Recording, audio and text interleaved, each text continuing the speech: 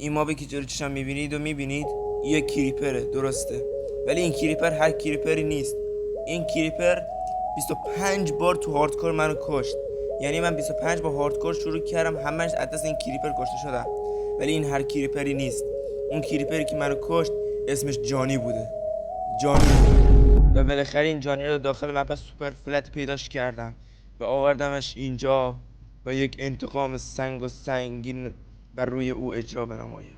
همانطور که میبینید پشت سرش دیسپنسر با یک تیر به شدت قوی که وان شاتش میکند و قراره با این دم و دستگاه پیشرفته اون را برای همیشه محو بفرمایم. همین الان ویدیو رو لایک کن که اینو روشن کنیم. 3 2 1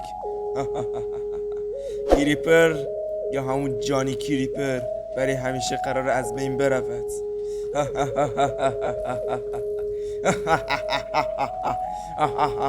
دودول رنگی. نه نه ووی همش تیه. امو کجا رفتی؟ محو شد بچه ها. به هر حال کریپر کشته شد. هم جانی کریپر. اگه دوستای ما به دیگه هم بکشن میاره داخل کامنت ها بهم بگو. آره دیگه.